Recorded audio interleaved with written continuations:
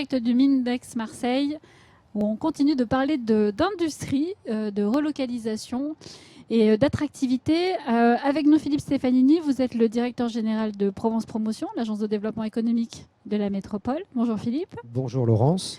À vos côtés, Gamig de Guibon, vous êtes managing partner chez EY. Et vous êtes, EY est notamment l'auteur d'une étude sur l'investissement en Provence. On va en reparler dans quelques instants. Bonjour Camille. Bonjour Laurence. Et nous accueillons également avec nous Stéphane Reich, qui est en charge de la transformation et de l'innovation au Grand Port Maritime Marseille-Fos. Stéphane Reich, bonjour. J'espère qu'il est là. Oui, moi je vous entends. Bonjour. Vous m'entendez? Je vous entends maintenant. Merci d'être avec nous. Bonjour. Bonjour. Stéphane Reich, le Grand Port Maritime de Marseille a développé et a annoncé son projet stratégique au mois de mars dernier. Dans ce projet stratégique figure une grande partie sur le Grand Port Maritime comme un port entrepreneur. Ça veut dire quoi être un port entrepreneur quand on s'inscrit dans une relance et que dans la relance figure la relocalisation? C'est que le Grand Port Maritime possède un foncier qui est extrêmement important pour le territoire. Ça veut dire quoi être un port entrepreneur avec tous ces enjeux? Vous m'entendez bien déjà? Absolument. Ok. Donc en fait, dans notre projet stratégique 2020-2024, il y a 4 grands axes stratégiques. Le premier, c'est précisément la redynamisation industrielle et la transition énergétique. Le deuxième, c'est la transition numérique et les nouvelles technologies.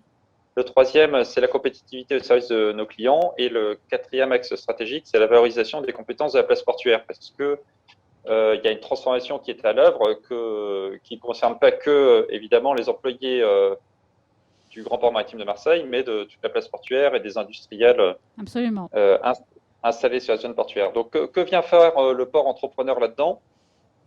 Alors déjà, pour rappeler on en parle plus récemment, le fait de devenir port entrepreneur, mais on l'est déjà depuis de nombreuses années, voire décennies. 450 entreprises, je crois, qui sont installées sur le périmètre du port. Oui, d'accord, mais le port entrepreneur, c'est aussi le port qui a des participations lui-même en direct dans des entreprises. Ce que nous avons depuis plusieurs décennies avec la société MGI, par exemple, Marseille Gyptis International, qui réalise le Cargo Community System de la place portuaire, donc qui permet de suivre le passage de la marchandise à travers le port. Bien sûr. Mais il y a des axes de développement qui se sont renforcés plus récemment sur, par exemple, les énergies renouvelables, où nous allons investir à présent nous-mêmes directement dans des sociétés de projet de développement d'énergie renouvelable. On ne va plus être seulement le port propriétaire foncier et aménageur qui met à disposition son foncier pour des porteurs de projets.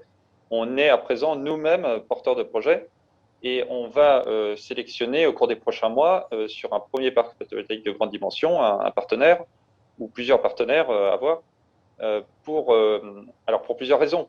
Pour monter dans la chaîne de valeur, pour monter en compétences parce qu'on n'a pas forcément toutes les compétences en interne, mais aussi on aimerait bien orienter la stratégie de ces sociétés de projet pour qu'il y ait bien sûr une logique financière, mais aussi que cette logique financière soit en même temps que l'électricité renouvelable puisse bénéficier à des consommateurs du port.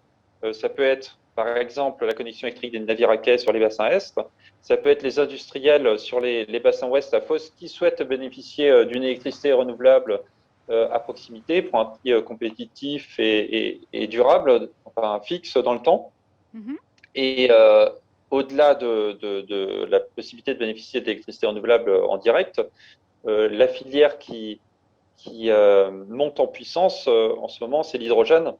Et donc, il y a plusieurs porteurs de projets liés à l'hydrogène qui sont soit déjà implantés sur le port, soit souhaitent s'y implanter avec des électrolyseurs de dimensions de plus en plus importantes. Et cet hydrogène vert va aussi servir à la compétitivité des industriels déjà implantés ou ceux qui souhaiteraient s'implanter. Voilà, les industriels ou les solutions de mobilité, d'ailleurs, avec les premiers poids lourds hydrogène qui vont s'approvisionner à la station de distribution d'air liquide à Fos dès début 2022.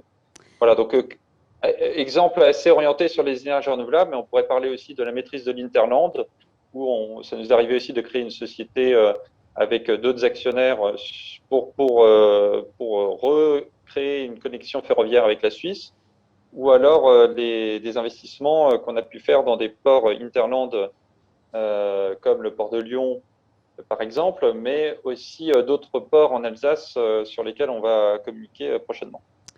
Très bien, il y a une partie innovation avec les startups aussi, je crois. Oui, en effet, le port entrepreneur, c'est aussi le port Business Angel, Ça, c'est une puisqu'en nouvelle fait, activité, Stéphane Reich, d'être un port Business Angel. oui, alors, en fait, c'est une nouvelle activité, mais qui rentre en synergie avec notre Dynamic Smart Port, qui maintenant, depuis 4 ans, s'est bien établi dans le paysage, Absolument. donc avec un écosystème d'innovation avec un certain nombre de partenaires publics, privés, et en particulier, même si cette initiative SmartPort ne se résume pas au challenge d'innovation SmartPort, ce challenge est bien une des briques importantes de cette initiative SmartPort, qui donc on en est à la 3e édition du challenge qui a été lancée là il y a 2 semaines. Et avec à chaque fois la même idée, le même fonctionnement, un certain nombre de grands groupes, 7 la première édition, 8 la deuxième et 9 cette année, portent un défi et enfin grand groupe ou autres partenaires. Hein. On a par exemple Il cette lance un année, il y défi a aux la ville de startups et c'est Marseille. aux startups de trouver la solution qui répond au défi. Et on Et sait que il y a une période de co-innovation pendant 5 mois. Et à l'issue de cette période de co-innovation, il y a un prototype, un POC, comme on dit. Et donc, le port Business Angel va, pourquoi pas, investir dans l'une ou l'autre des startups qui a pu participer à un challenge par le passé ou à ce challenge lancé cette année.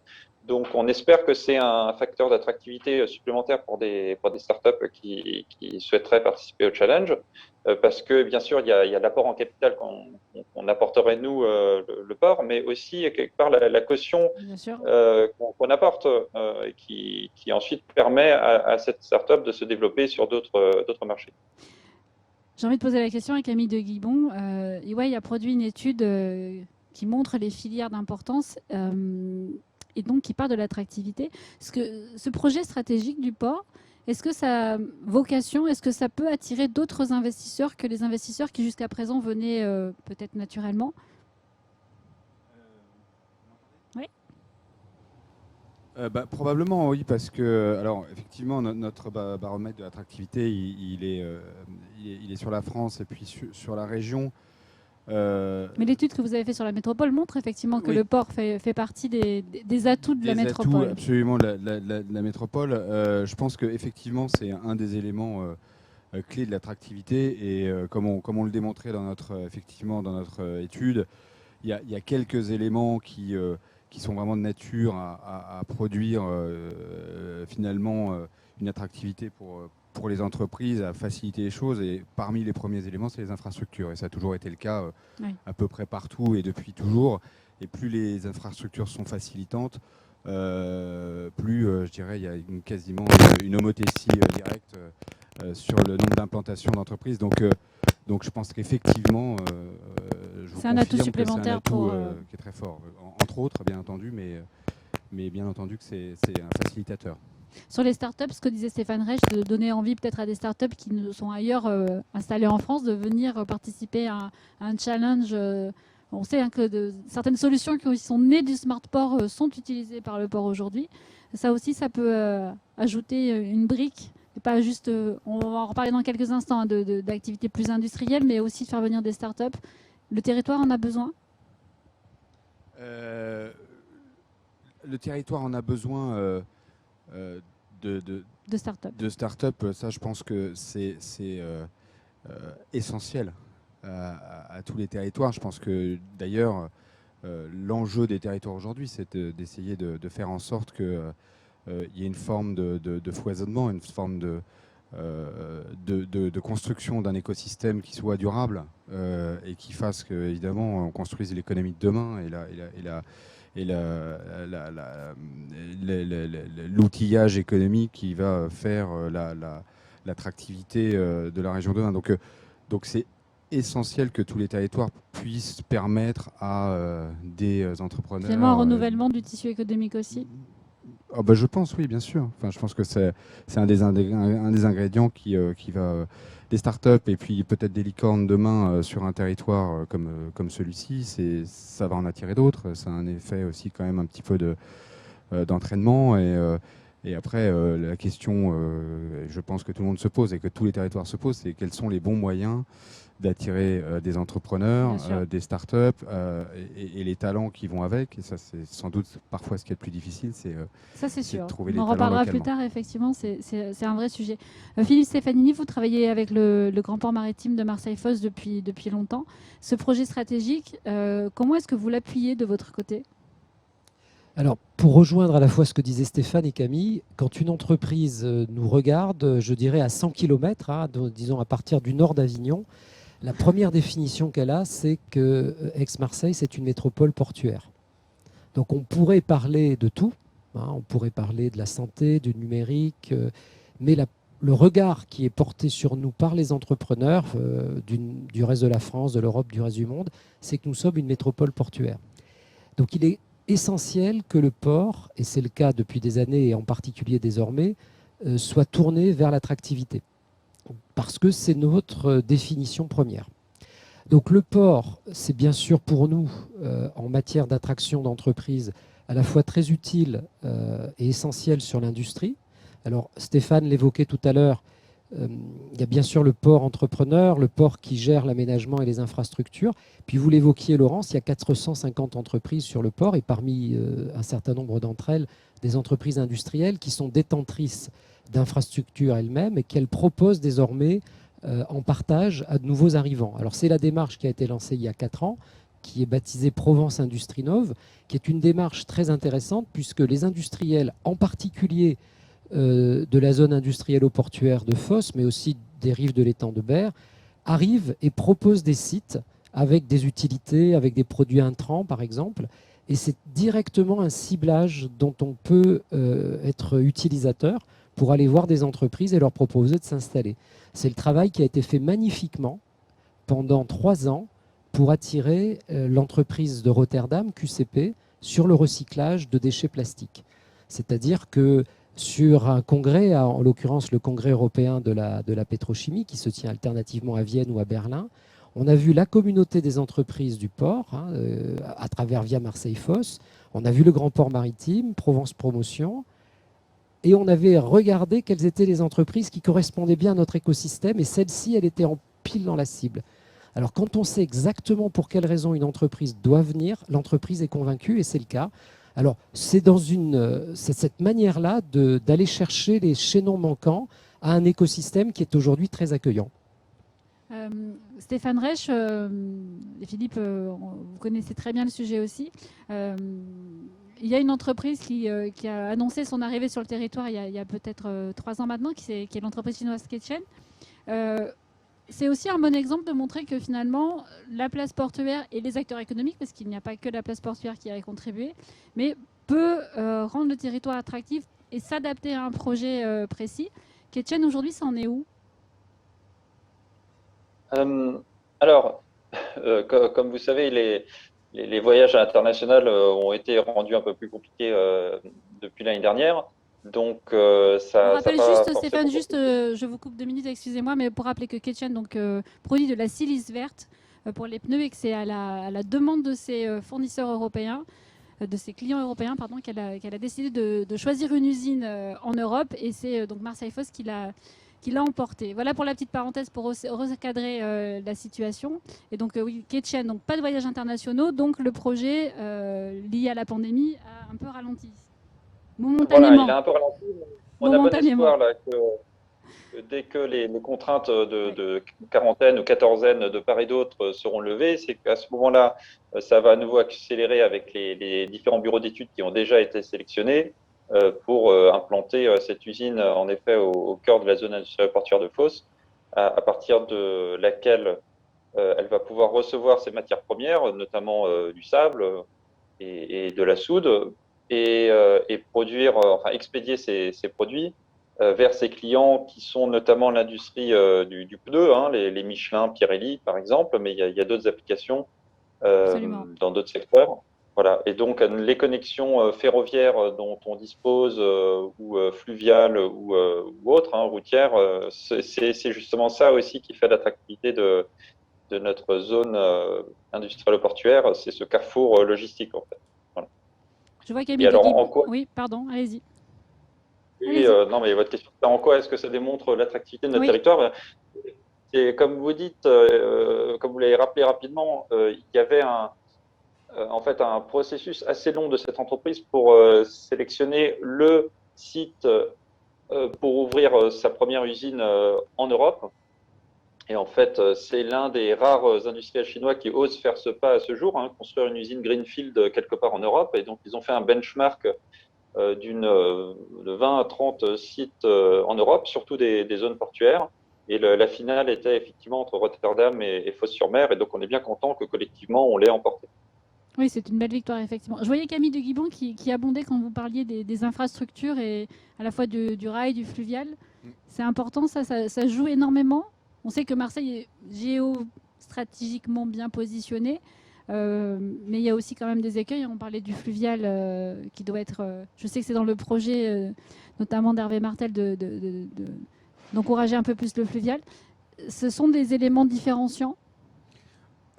Oui, je pense que très clairement dans l'attractivité d'un territoire, les infrastructures, c'est une des premières choses qui sont regardées par les entreprises, parmi d'autres, parmi évidemment le coût du travail et parmi évidemment la disponibilité des compétences et des expertises que requiert l'entreprise qui souhaite implanter. Mais j'écoutais aussi M. Reich sur le fait que je trouve ça intéressant qu'il y ait une forme de relocalisation, si vous voulez, d'une production en France à la demande d'un certain nombre de clients, d'avoir finalement une disponibilité, un circuit plus court sur un des composants importants et structurants de cette chaîne de production. Là, on parle en l'occurrence du pneu, mais c'est quelque chose qu'on a beaucoup vu là, à l'aune et à la suite du confinement, de la crise du Covid-19, tous les sujets de s'apercevoir que finalement on est dépendant de production parfois à 100%, c'est-à-dire qu'on n'a plus du tout de production en Europe ou en France, enfin ça dépend, mais de certaines denrées qui sont absolument essentielles pour nous, hein. On peut parler de la santé, de la production des vaccins, on peut parler de sujets liés à la grille ou à l'agro. Donc, et cette prise de conscience que effectivement on a un risque dans la supply chain, une dépendance très forte, et qui conduit finalement un certain nombre d'acteurs à considérer qu'il faudrait relocaliser certaines productions dans des circuits plus courts, plus proches de nous, afin de dérisquer notre supply chain de manière générale et ça a des conséquences évidemment après écologiques, ça a des conséquences aussi évidemment en termes de développement des territoires, mais je trouve que c'est une considération et l'exemple qui a été donné qui est particulièrement intéressante. Effectivement. Stéphane Reich, c'est important. On parlait c'est vrai, on parlait de souveraineté alimentaire ce matin, mais il y a la souveraineté industrielle et les ambitions du Grand Port Maritime de Marseille-Fos sur ce sujet-là. Est-ce que ce serait d'attirer aussi des entreprises qui ne sont pas encore venues sur le territoire ? Oui, oui. Alors, en effet, ce sur quoi on travaille là depuis plusieurs mois Oui. au port, c'est une sorte de schéma directeur de la zone industrielle portuaire de Fos, qu'on a appelé les orientations d'aménagement de la ZIP de Fos à horizon 2040, et où on va essayer justement de préciser les vocations des différentes parcelles qui restent disponibles, que ce soit des friches industrielles en reconversion ou des sites encore greenfield. Et donc, voilà, je ne peux pas encore communiquer complètement ouvertement dessus, mais c'est ce travail-là qu'on fait. C'est quels sont les industriels à implanter qui viendraient en synergie avec les industriels existants, ou alors quels sont ceux qui bénéficieraient de l'offre très importante en utilité, donc en énergie notamment très compétitive. Et donc que l'on aurait intérêt à aller chercher de façon proactive. Il y aura toujours des porteurs de projets qui on va dire, viendront toquer d'eux-mêmes à notre porte. Mais comme l'a rappelé Philippe tout à l'heure, l'AMI Provence Industrie Neuve est un peu dans cette logique-là d'être d'être nous-mêmes solliciteurs de certaines filières pour les faire atterrir chez nous, quoi. Bien sûr. Philippe, cette cible industriello-portuaire, comment Provence Promotion accentue? Je crois que vous êtes appuyé sur des business schools, c'est ça pour, Oui, alors elle est on a ciblée une phase d'accélération, hein, si on regarde un peu l'histoire. Tout d'abord, les industriels de Fos se sont groupés avec l'association Picto, hein, donc pour créer ce lien qu'évoquait Stéphane, d'échange d'utilité, regarder qui elle pourrait accueillir.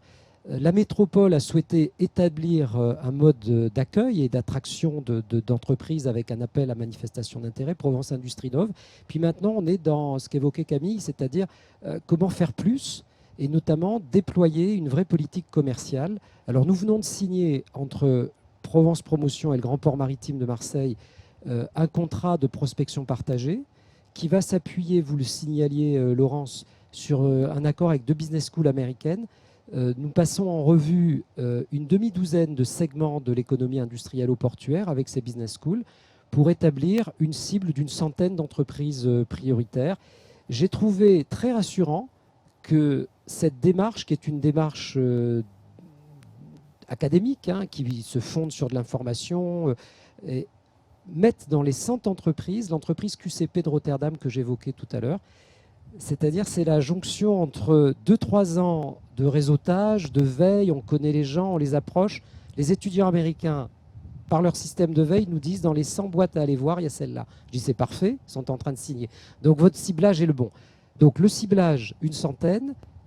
Dans le partenariat Grand Port Maritime, Provence Promotion, nous avons embarqué Business France.